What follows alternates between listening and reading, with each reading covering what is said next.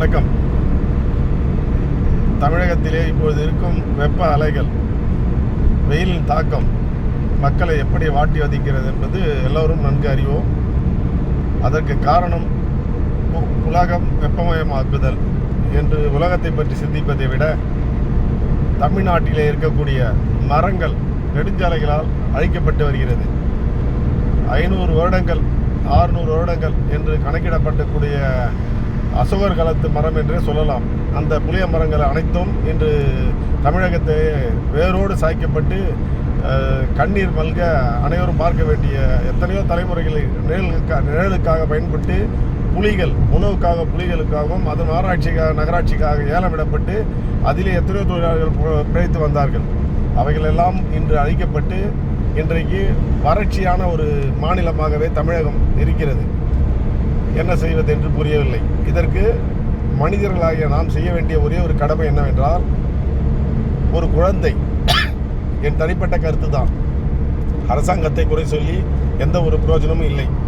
எனவே அரசு தன் கடமையை செய்து கொண்டுதான் இருக்கும். மக்களாகிய நாம் தான் நம் கடமை நிறைவேற்றிக் கொள்ள வேண்டும் என்பதற்கு உதாரணமாக நீங்கள் செய்ய வேண்டியதெல்லாம், ஒரு தாயோ அல்லது ஒரு தமக்கையோ அல்லது ஒரு சகோதரரோ யாரேனும் ஒரு நபர் ஒரு வீட்டுக்கு தேசிய நெடுஞ்சாலையிலே ஒரு புளிய மரம் அல்லது அரச மரம் அல்லது ஆலமரம், ஆக்சிஜன், மனிதனுக்கு தேவைக்கூடிய ஆக்சிஜனை உற்பத்தி செய்து கார்பன் டை ஆக்சைடை வெளியேற்றி ஆக்சிஜனை உற்பத்தி செய்யக்கூடிய மரங்கள், அழிக்கப்பட்ட மரங்களுக்கு புத்துயிர் கொடுக்கும் வகையிலே ஒரே ஒரு புளியங்கொட்டையை புதைத்து அதை எடுத்து சாணத்துடன் கலந்து தேசிய நெடுஞ்சாலை பக்கவாட்டில் எங்கேனும் நட்டு வாருங்கள்.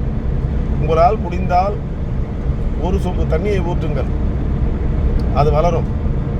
ஒவ்வொரு பகுதிக்காரரும் ஒவ்வொரு மக்களும் அதை செய்தால் நாம் இப்பொழுது இந்த நிலைமை கஷ்டப்படுகிறோம். இனி வருங்காலங்களில் நமது பேர பிள்ளைகள், முதியோர்கள், இப்படி பலரும் அந்த நிழலில் தங்குவார்கள். ஒரு மரத்தின் நிழல் வெயிலில் தாக்கத்தில் பாதிக்கப்பட்டவனுக்கு தான் உணரும் என்பதை நாம் இப்போது உணர்ந்து கொண்டிருக்கின்றோம்.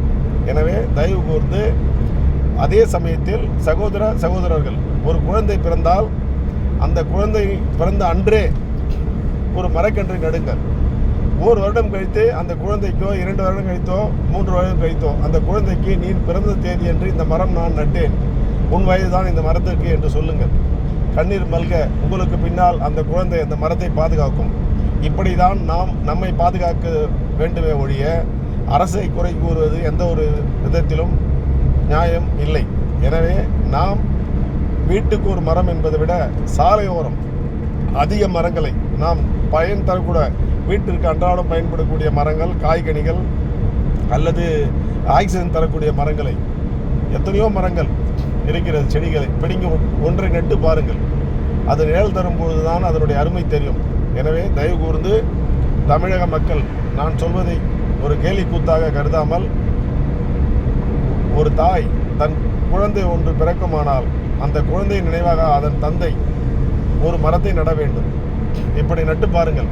நமது தமிழகத்திலே இப்படிப்பட்ட வெயிலின் தாக்கமோ வறட்சியோ அல்லது மழையின்மையோ இருக்காது, நன்றாக செழிப்பாக இருக்கும். எனவே தயவு கூர்ந்து நான் சொல்வதை செவி கொடுத்து கேட்டு இதற்கான வழிவகைகளை செய்ய வேண்டும் என்பது எனது பணிவான வேண்டுகோள். நன்றி.